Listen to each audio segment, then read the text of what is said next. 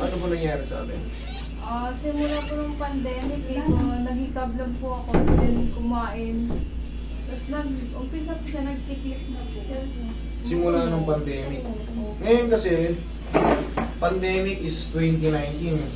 Kaya COVID-19 eh. Pero naging pandemic na siya 2020. Oh. 4. Ngayon, sumasakit po ba siya? Pag malamig po, nangangalay po siya. Okay. Then, Ngayon, pag kumakain ka, tumutunog. sumasakit pag nangangalay lang din. Nangangalay po. Okay. So, pwede natin i-adjust.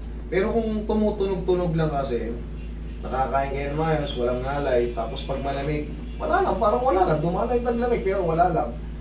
Pero pagka ang pakiramdam nyo, parang feeling mo, may kakaiba, tapos parang feeling mo maglalak pa, ay hindi mo pwede. Palitan natin ang posisyon. Okay? Dito ka mo.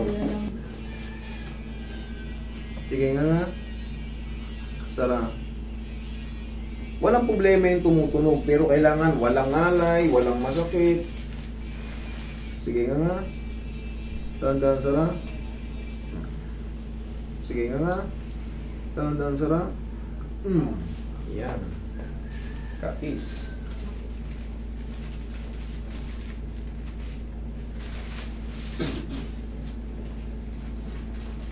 Kasi yung tumutunog, sa araw-araw na natin kumakain, napupudpud yung tinatawag nating cartilage or yung condyle natin. Higa kang patagilid, ma. Meron pa akong ididiin. Yan. Okay, sige nga. Dahan-dahan, Sara. Sara. Sige, Sara. Sige pa, Sara. Dito ka. Na yan, kailangan pag in-adjust kayo, ulitin ko lang ha. Pag in-adjust kayo, pag lumagutok, kailangan ang maramdaman nyo, mas lalo gumaan. Pero pag lumagutok, at naramdaman nyo, master, sakit parang hindi ko lang mahinga lalo.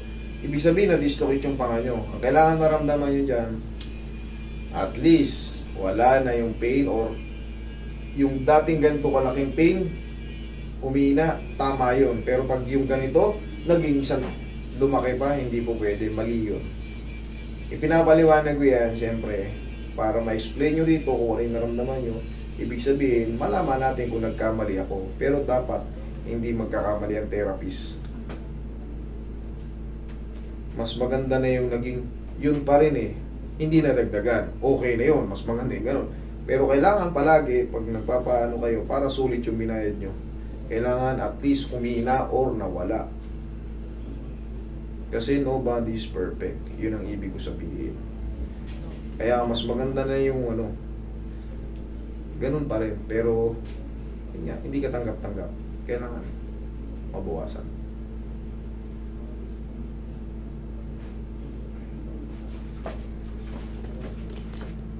Relax lang.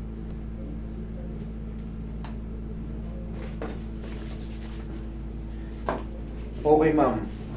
Yan nga, parang kang ngumuya. May masakit? Wala.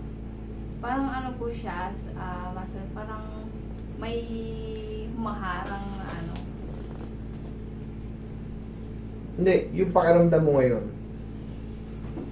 Masakit, mas lalong humigpit, or tumutunog, or mas gumaan, nawala yung sakit. Ano po yung pakiramdam na eksakto? Dito po, parang may konti ano naman po siya dito. Tunog konti. Kasi Tunog konti. natalitan dito eh. Okay, sige lang. Nga. Sara. Anong pakiramdam mo? Gumaan po. Thank you. Yung mga clicking na yon, that is normal. Pero kailangan, sa adjustment, tandaan nyo, kung dating ganito yung pain, dapat yun, gumaan. Hindi pwedeng, lalong humigpit, lalong... Tapos ngayon, ma'am, pag hihigap tayo, ganito.